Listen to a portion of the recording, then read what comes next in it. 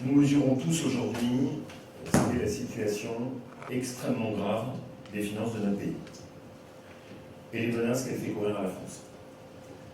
Alors qu'il y a 12 ans, la dette de la France était dans la moyenne de la zone euro, au cours des années qui viennent de s'écouler, notre pays est le pays d'Europe qui s'est le plus endetté. À tel point qu'aujourd'hui, nous sommes souvent perçus comme étant moins crédibles que des pays comme la Grèce et l'Espagne. Et personne ne peut esquiver ce défi colossal qui consiste à restaurer l'équilibre de nos finances publiques. La situation est dangereuse et elle mérite de la part des responsables politiques d'être à la hauteur des défis qui sont face à nous. Le plan qui a été présenté hier par François Bayrou a au moins le mérite de chercher des solutions dans une situation extrêmement compliquée. Et si les solutions miracles existaient, cela ferait longtemps que les uns et les autres auraient dû les mettre sur la table. Ce que je constate depuis hier, c'est la somme des réactions irresponsables de tous ceux qui rejettent tout en bloc. Et la conviction de la droite républicaine, c'est que ce n'est pas comme ça qu'on sortira le pays de l'impasse. Et que la période actuelle suppose au contraire que l'on soit capable de travailler ensemble, au-delà des différences politiques, pour aller chercher des solutions d'économie sur notre dépasse. Et c'est précisément ce à quoi nous allons nous employer avec les parlementaires de la droite républicaine. Est-ce que ce plan est parfait? Non. Eh bien, précisément, ce plan doit être corrigé et amélioré. Et c'est en ce sens que nous allons nous engager. D'abord, il y a ce qui nous semble aller dans la bonne direction. Un plan qui assume de dire, oui, avec un discours de vérité, il y a des économies à faire. Et qui reprend une partie de propositions que nous avons poussées depuis de nombreux mois. La question des agences et des opérateurs de l'État qui nous coûtent si cher et qui ne sont pas des services publics attendus par les Français. La lutte contre les arrêts de travail abusifs, sur lesquels a travaillé Thibault. Le chantier de mettre en route une aide sociale unifiée, qui était, souvenez-vous, ce que j'avais demandé au Premier ministre lors de son discours de politique générale, ou encore le fait d'assumer de dire on peut baisser le nombre de fonctionnaires, notamment sur les périmètres de l'administration qui pondent des normes et pas sur celles qui rendent des services publics sur le terrain. Pour autant, ce plan présente à nos yeux deux très grosses lacunes et deux très gros problèmes. Le premier, c'est que force est de constater qu'il recourt de façon importante à des augmentations d'impôts. Or, le problème de la France, c'est pas de ne pas avoir pas assez d'impôts, c'est d'avoir beaucoup trop d'impôts. Et on a déjà par le passé tellement eu recours à cette solution de facilité qui consiste systématiquement, quand il faut restaurer l'équilibre des dépenses publiques, à aller au plus facile, c'est-à-dire prendre encore plus dans la poche des Français. Le problème pour nous, c'est que là, dans les grands équilibres, on évalue à peu près à 10 milliards les augmentations pures d'impôts. On peut évaluer globalement à 16 milliards les efforts qui sont demandés aux Français, alors que l'effort mené sur l'ensemble de la dépense publique par l'État et les collectivités locales, lui, est à peine de 16 milliards. Notre conviction, c'est que l'effort maximal doit être sur la baisse de la dépense et pas sur les augmentations d'impôts. La deuxième question qui est posée par ce plan, c'est qu'il pèse fortement sur la France qui travaille. Et là aussi, l'important, c'est de regarder avec lucidité ce qu'est l'état du pays. Le problème de notre pays, c'est qu'on décourage le travail. Le problème de la France, c'est qu'on ferme les yeux sur l'assistanat et les abus et qu'on demande à ceux qui travaillent de financer ces abus. Et qu'à l'arrivée, on décourage le travail et on encourage l'assistanat. Or, nous ne voyons pas de réponse dans le plan proposé par François Bayrou à ces sujets qui, à nos yeux, sont absolument centraux, non seulement pour restaurer l'équilibre des finances publiques, mais aussi pour restaurer la compétitivité du pays et pour le faire avec un effort qui soit juste. Nous allons donc nous engager pour améliorer sur 3 plans principaux ce plan, sur 3 domaines principaux le plan proposé par François Bayrou. Nous ne prétendons pas avoir la solution à tous les problèmes, mais on va juste essayer d'être force de proposition. Et de ne pas faire partie de ceux qui balayent tout d'un revers de main sans même faire l'effort de proposer quoi que ce soit. Être à la hauteur de la période actuelle. Le premier angle mort de ce sujet, Philippe, c'est la question de l'assistanat. Notre demande est qu'il y ait un plan de lutte contre l'assistanat qui soit un véritable plan qui permette enfin de retrouver les bons équilibres entre d'un côté le social qu'on veut garder, de l'autre côté l'assistanat et les abus qu'on veut arrêter, et enfin la revalorisation du travail. Vous connaissez l'opposition. L'allocation sociale unique doit être accompagnée d'un plafonnement à 70% du SMIC pour que dans notre pays on ne puisse jamais gagner plus d'argent en restant chez soi qu'en allant travailler. Et ça nous semble une condition indispensable par rapport à tous les efforts qu'on va demander à la France qui travaille. Nous souhaitons qu'il y ait une limitation du RSA à 2 ans. Et nous voulons qu'il y ait, dès l'automne, avant même le projet de loi de finances et de financement de la sécurité sociale, un vrai plan de lutte contre la fraude et les abus, avec une loi qui soit adoptée avant le budget. La deuxième dimension, et je laisserai après Thibault à Philippe le soin de la présenter, c'est celle de s'attaquer enfin aux dépenses indues liées à l'immigration. Il y a très clairement une explosion des dépenses liées à l'immigration. Le plan de François Bayrou n'en parle pas. Ça n'est pas pour nous acceptable. Il y a toute une série de mesures que nous avons proposées. Exiger un délai de résidence minimal en France avant de pouvoir percevoir des aides sociales. Supprimer le titre de séjour pour soins. Restreindre drastiquement l'AME. Et puis le troisième sujet, c'est qu'on pense qu'on peut aller plus loin sur la limitation des dépenses publiques et le train de vie de l'État. La proposition là faite par François Bayrou est de baisser de 3 000 le nombre de fonctionnaires l'année prochaine. Ça a augmenté de plus de 130 000 fonctionnaires au cours des quelques années qui viennent de s'écouler. Pour autant, les services publics ne vont pas mieux, ils vont même plutôt moins bien. On est convaincu que sur les opérateurs de l'État et les agences, vous savez tout le travail qu'on a mené, on peut aller beaucoup plus loin, beaucoup plus vite.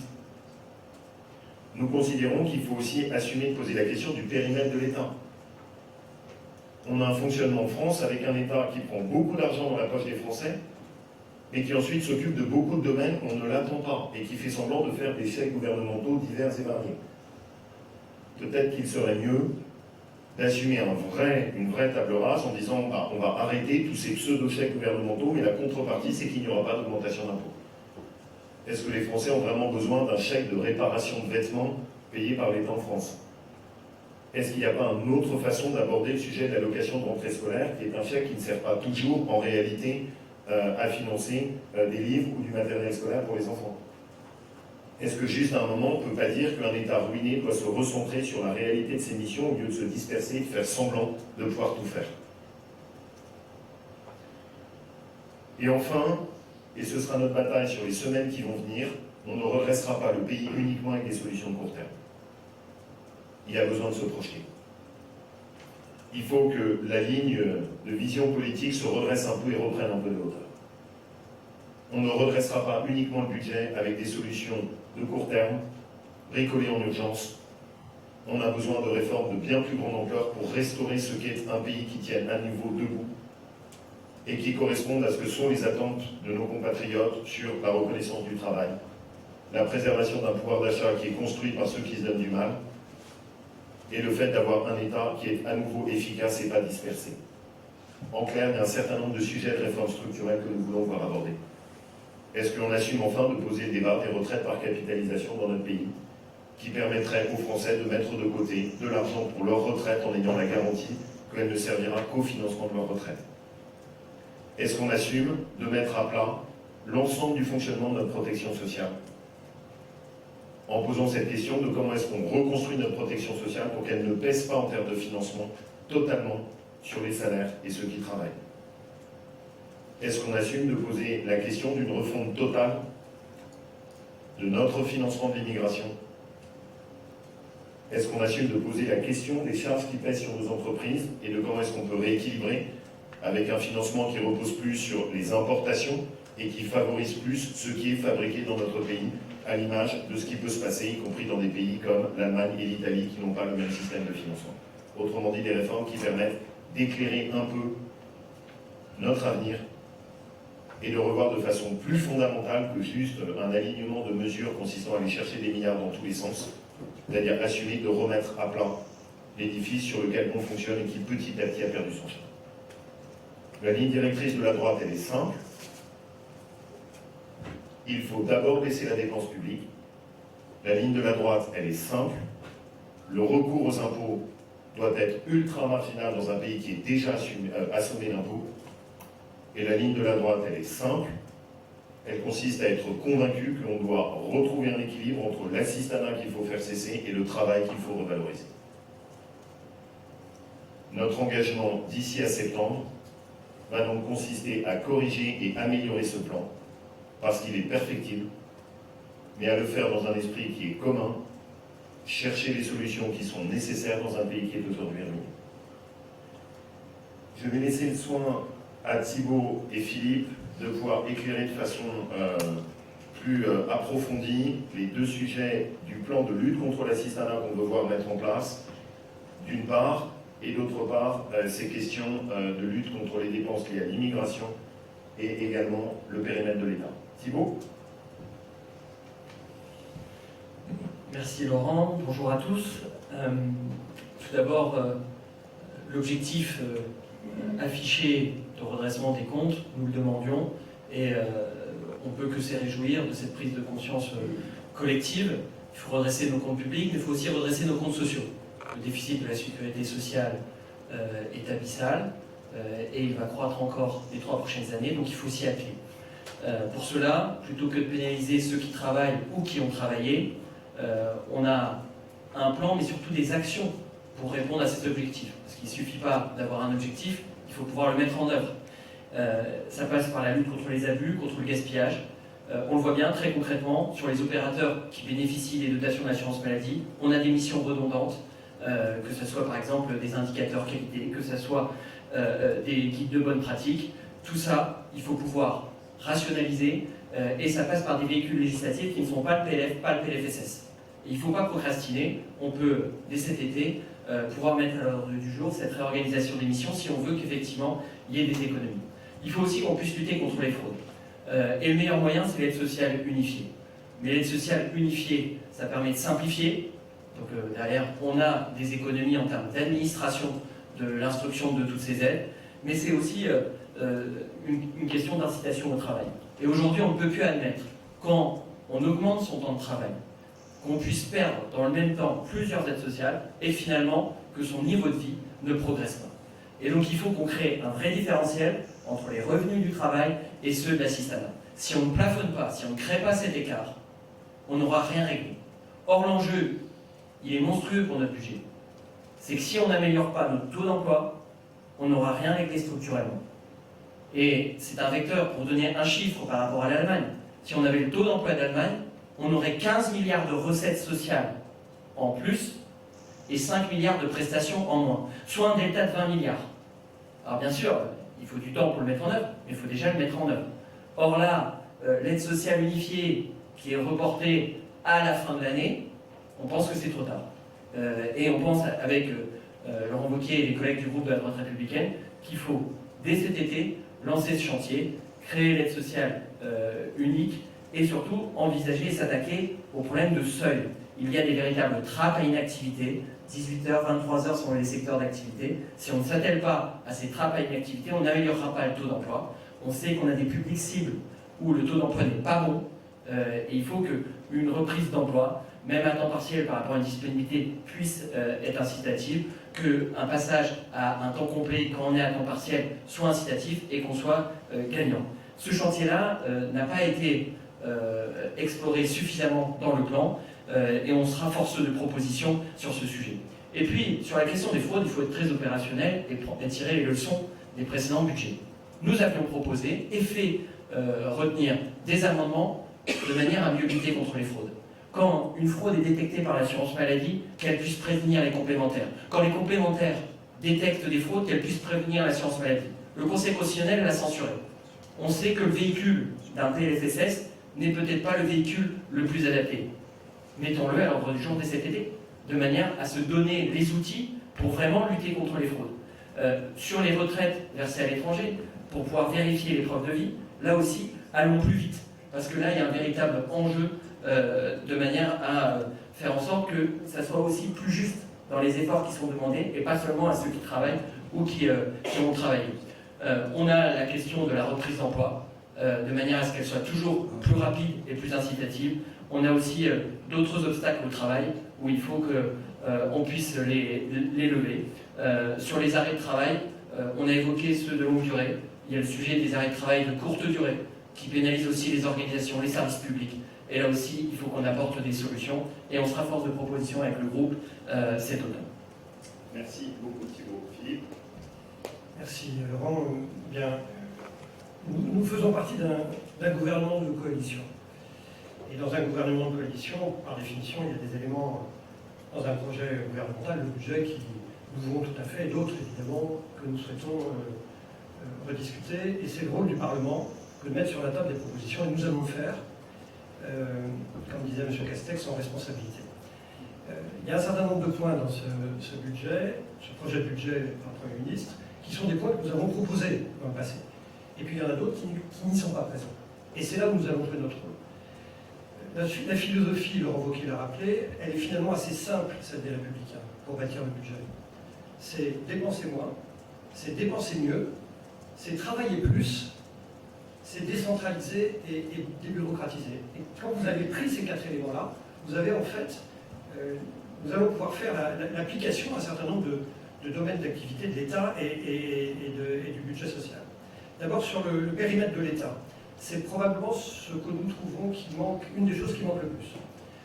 On ne remettra pas à flot les finances du pays si on ne redéfinit pas le périmètre de l'État.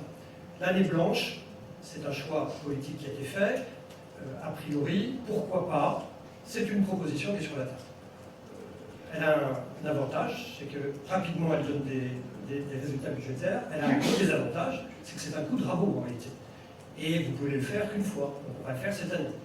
Et comme vous le savez, il y a des dépenses qu'on ne peut pas raboter, des dépenses qui ne sont pas commandables. Le paiement des intérêts de la dette, ceux qui vous ont prêté ne disent pas d'accord, cette année vous faites une année blanche, donc vous ne paierez pas plus que l'année dernière. La contribution de la France à l'Union européenne, elle ne peut pas être rabotée, elle ne peut pas faire partie de cette année blanche. Donc l'année blanche, c'est un fusil à un coup, et derrière, il faut retravailler sur le périmètre de l'État. Et je vous donne un chiffre que je soumets à votre réflexion. En France, nous avons 750-800 opérateurs et agences, dont la vertu pourrait être de remplacer avantageusement l'État dans sa structure très centralisée. Ces 700-800 opérateurs, en fait, ne couvrent que 5% du PIB en activité. En Suède, il y a 2 fois moins d'agences, 300, 350, mais elles couvrent 20% du PIB. Et donc on voit bien que nous, on a un outil qui est à la fois un État très puissant, très coûteux, assez inefficace, et de l'autre, des opérateurs, des agences dont on a dit, elles vont remplacer l'État dans son périmètre, mais en réalité elles sont très morcelées et assez peu efficaces. Donc on a les deux désavantages. Et nous voulons remettre la question du périmètre de l'État sur la table. Par exemple, la question de la décentralisation est fondamentale. Les euros dépensés au niveau décentralisé sont souvent mieux dépensés, plus efficacement, plus directement. Et il y a la décentralisation telle que vous la connaissez, et puis on peut aussi imaginer une décentralisation, la question du système de santé, la régionalisation d'une partie du système de santé est une manière aussi de faire des économies. Premièrement, le périmètre de l'État. Deuxièmement, le travail, Thibault l'a rappelé, c'est fondamental, le système social et des incitatifs. Et en plus, les Français ne travaillent pas parce qu'ils travaillent moins en masse que les voisins, non pas parce qu'ils sont paresseux, mais parce qu'aussi ils sont intelligents. Ils ont compris que quand ils travaillaient, ils payaient beaucoup d'impôts. Donc du coup, ils travaillent moins. Et donc on retrouve cette question des impôts. Troisièmement, la question de l'immigration. Il est clair que là, il n'y a rien dedans. Et nous avons fait des propositions dans le passé, par exemple, sur l'aide médicale d'État, pour redécouper son panier de soins. Il y a vraiment à regarder ce qui se fait à l'étranger. Dans les pays du Nord, ils ont une équivalent d'aide médicale d'État. Tous les pays ont un équivalent d'aide médicale d'État. Mais tout le sujet, c'est qu'est-ce qu'on recouvre. Et le panier de soins est très très large en France. Nous pensons qu'il y a des économies à faire là-dessus, comme il y a des économies à faire sur les prestations sociales non contributives. Nous considérons que si on ne passe pas un minimum d'années en France, eh bien, on ne bénéficie pas des prestations sociales non contributives. Après, le débat est ouvert. Est-ce 1 an, 2 ans, 3 ans, 5 ans Je crois que le corpus juridique européen permet d'aller jusqu'à 5 années, 3 ans. Et enfin, dernier point, nous souhaitons également une philosophie de monitoring, de surveillance du budget. C'est très surprenant. Chaque année, vous faites des titres de journaux et nous sommes surpris de voir qu'en fin d'exercice budgétaire, finalement, on a une dérive, c'est pas ce qu'on attendait, etc. Mais n'attendons pas la fin de l'exercice budgétaire pour nous en apercevoir. Et nous demandons au gouvernement, chaque mois, de publier ces chiffres et de venir les présenter devant la représentation nationale en disant voilà où nous en sommes de l'exécution budgétaire en recettes, en dépenses. Et là, je pense que dans ce souci de transparence, tout le monde y aura gagné. Voilà les quelques points que je voulais avoir. Merci Philippe Thibault. Je vous en prie, est-ce qu'il y a des questions? Oui. Oui, vous avez dit que vous souhaitez que les Français travaillent plus, donc logiquement, je dis que vous souhaitez la suppression des jours fériés pour votre Premier ministre. Non, d'abord, la première chose qu'on a soulignée, parce que pour nous c'est la préoccupation, on a un plan dans lequel il n'y a rien sur la lutte contre l'assistanat. Vous connaissez nos convictions, on pense que c'est clé. Vous ne pouvez pas demander à des Français de travailler plus si jamais ils gagnent en restant chez eux largement autant qu'en allant travailler. Vous ne pouvez pas demander aux Français de travailler plus s'ils constatent qu'ils ont une ponction fiscale et d'impôts qui est totalement décourageante. Donc pour nous, le premier enjeu, c'est vraiment sans doute la pression principale qu'on va exercer, c'est on veut que dans ce plan, il y ait un vrai effort de correction et de lutte contre les abus et l'assistanat. Et j'ai envie de dire, c'est d'autant plus important que sinon la première réaction des Français auxquels on demande des efforts et qui sont éventuellement prêts à les faire, c'est de dire mais c'est injuste, c'est toujours les mêmes. C'est toujours les mêmes auxquels on demande des efforts, c'est toujours les mêmes qui vont payer des impôts, c'est les mêmes qui vont avoir 2 jours fériés qui vont sauter. Et de l'autre côté, celui qui reste chez lui alors qu'il pourrait travailler, on ne lui demande rien. Ça, c'est pas possible. Donc pour nous, dans l'équilibre du plan, c'est un point absolument clé.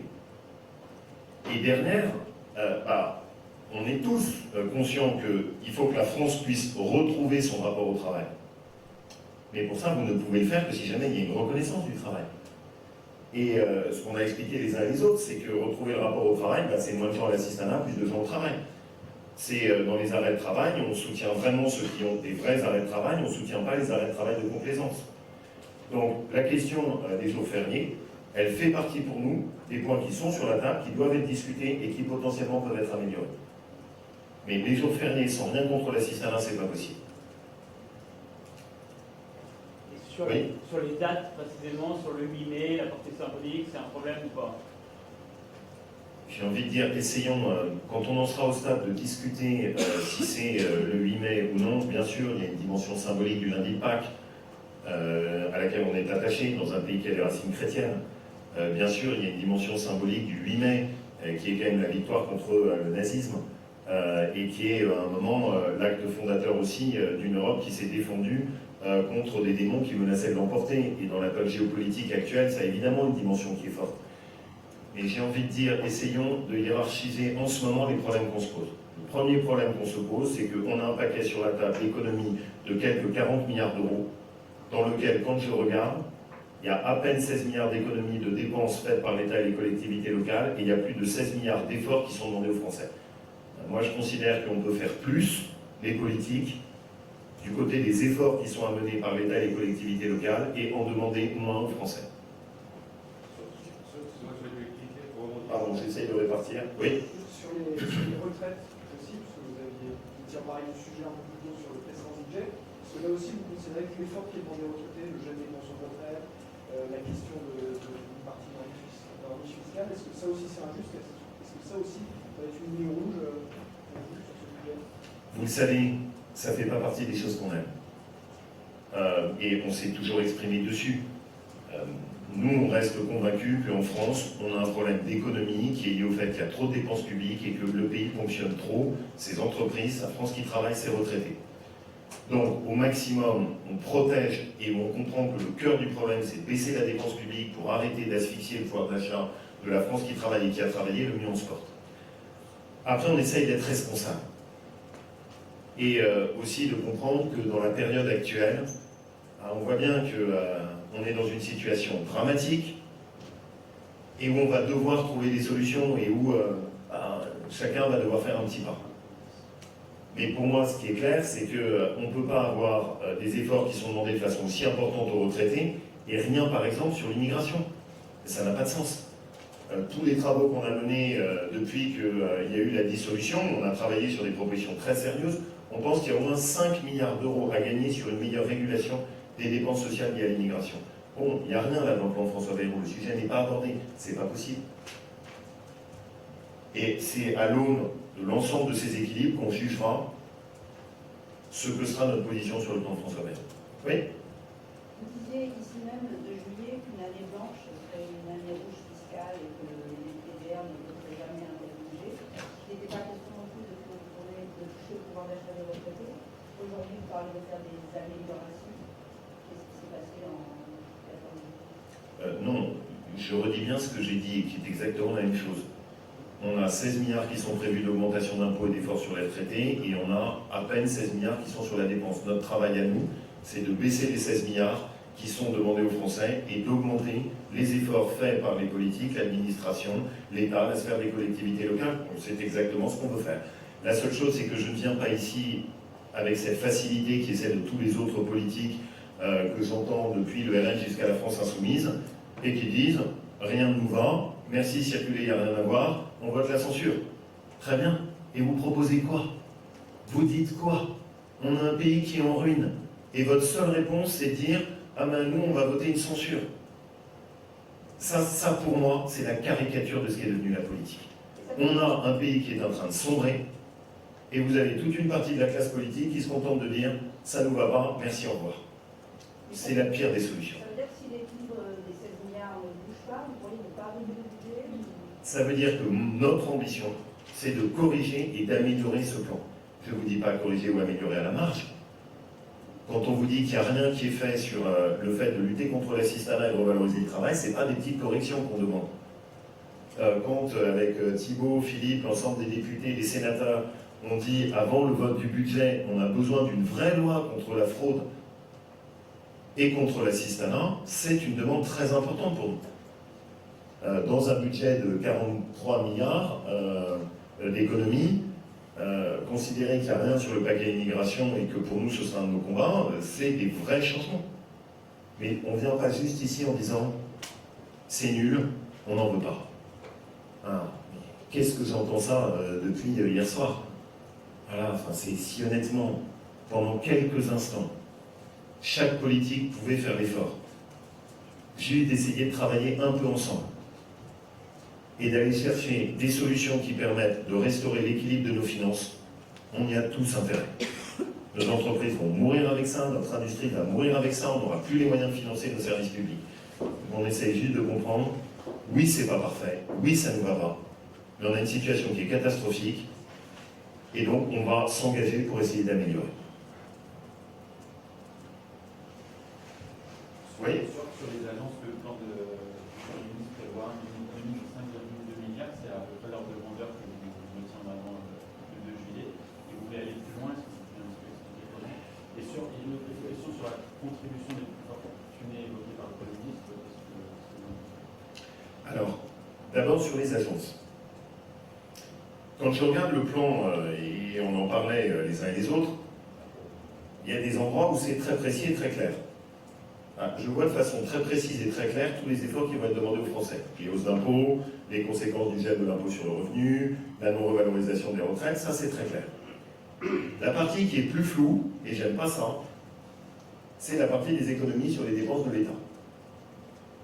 Parce que, par exemple, prenons le nombre de fonctionnaires, on nous dit non-remplacement d'un fonctionnaire sur 3. Mais pas l'année prochaine, seulement en 2027. Non, pourquoi ? Il faut commencer tout de suite. Sur le périmètre des agences, nous on est convaincus que la marche à 5 milliards, elle est non seulement possible, mais elle est indispensable. Mais il n'y a rien, c'est pas documenté. On ne sait pas au juste qu'est-ce qu'ils veulent fusionner, est-ce que c'est bien des suppressions? Je n'ai pas oublié que la ministre du Budget avait expliqué qu'en réalité, il n'y avait aucune économie à faire. Bon, on est content de voir que cette bataille qu'on a menée, ça a été une de nos batailles clés, c'est de dire qu'il y a beaucoup trop d'opérateurs, ça coûte une fortune, il faut y aller. Mais on voit pour l'instant que ce n'est pas documenté. Donc, grand adage politique qui a été souvent utilisé, quand c'est flou, Et il y a un coût. Et donc j'aime bien savoir exactement qu'est-ce qu'on va nous proposer. Parce que si non seulement les efforts demandés aux Français, ceux-là, ils sont vraiment sur la table, mais que les économies faites par le pouvoir politique, l'État, les collectivités locales, eux, ils ne sont pas documentés, là, il y a un vrai problème. Sur les agences, il y a eu un rapport d'une sénatrice qui dit qu'il y a 500 millions d'euros à gagner, pas 5 milliards. Donc, par ailleurs, est-ce que vous avez un point de vue sur la baisse des aides aux entreprises, puisqu'il y a un autre rapport de sénateur qui dit qu'il y a au contraire 200 milliards d'aides aux entreprises, donc 80 milliards d'aides directes qui ont monté 20 milliards sur les dernières années. Est-ce que là-dessus, vous avez aussi un point de vue? C'est aussi la dépense de l'État. Oui, bien sûr. C'est les sujets sur lesquels nous, on veut pouvoir travailler avec le Sénat, hein, et on est très en lien. Thibault a beaucoup travaillé avec ses homologues rapporteurs au Sénat, on essaye d'être très complémentaires. Sur le sujet des agences, on a travaillé ensemble. Alors, le rapport de Christine Lavarde auquel vous faites allusion n'est pas aussi catégorique, il dit que c'est une première étape. Mais sur la durée, on est tous au clair que sur des budgets d'opérateurs qui représentent aujourd'hui près de 800 opérateurs, un budget qui est ciblé aux alentours de 80 milliards d'euros, il y a plus d'économies à faire que 500 millions, on est tous d'accord dessus. Sur les aides aux entreprises, attention à un point. C'est que juste, il faut garder les idées claires. Globalement, il y a trop de charges sur nos entreprises qui aboutissent à ce qu'il y a une compétitivité qui décroche dans notre pays. Et l'idée claire, et c'est celle qu'on doit toujours avoir en tête les uns et les autres, c'est le premier problème de la France, c'est qu'il y a trop de dépenses publiques et que cette dépense publique, elle est inefficace et improductive. Et que c'est les entreprises, la France qui travaille, tous les Français qui en payent l'addition. Donc nous, on essaye, dans ce domaine où il y a parfois beaucoup de ruses, dans la subtilité des expressions politiques des uns et des autres, vous voulez rendre de l'argent aux Français, vous voulez faire en sorte que vos entreprises et que votre économie réussissent, commencez par baisser la dépense publique. Parce que le cœur de notre problème, c'est qu'il y a trop de dépenses publiques dans notre pays. Sur cette loi que vous demandez, que vous réclamez avant le vote du budget, est-ce que c'est vous qui avez déposé une proposition de loi contre l'assistanat à la fraude sociale, ou est-ce que vous souhaitez que le gouvernement la présente? Déjà, ce qu'on constate avec intérêt, c'est que le discours a bougé. Au début, on nous disait qu'il n'y aura rien. Là, on commence à nous dire qu'il y aura une loi sur le travail. Donc après, les modalités, on est ouvert. Si c'est une loi portée par le gouvernement, ça nous va. Si c'est une PPL que notre groupe porte, ça nous va. La seule chose qu'on veut, c'est que ça bouge. Parce que là, dans les réactions des Français, et je trouve, et je veux d'ailleurs le saluer, parce que je trouve que globalement, la réaction des Français est très responsable. Plus même que ce que j'ai entendu de certains responsables politiques, dans les expressions des Français que vous avez interrogés. Je pense qu'en gros, ce que nous disent les Français, c'est on a bien conscience de la gravité de la situation, on est prêt à faire des efforts, mais il faut que ce soit juste. Et que ça ne tombe pas toujours sur les mêmes. Bon, à nous d'améliorer la copie du plan de François Bayrou pour aller dans cette direction. Une dernière question? Oui? Sur la question de la contribution du coup des plus fortunés, Sur la question de la contribution des plus fortunés. Nous, notre position, c'est toujours la même, on n'aime pas les impôts. Et on n'aime pas les impôts, quels qu'ils soient. Alors après, voilà, on est dans une période exceptionnelle, il y a une contribution qui est demandée aux plus fortunés. Eux-mêmes ont eu un discours en disant on est prêt à le faire et à jouer notre rôle. Mais juste ce que je veux dire par là, c'est on commence par les plus fortunés et puis ensuite on finit avec François Hollande qui vous explique qu'on est riche à partir de 3 000 € en France. Voilà. Donc je me méfie toujours de ce discours, je sais comment ça commence. Et je sais aussi comment ça finit toujours avec les classes moyennes qui paient. Merci à vous.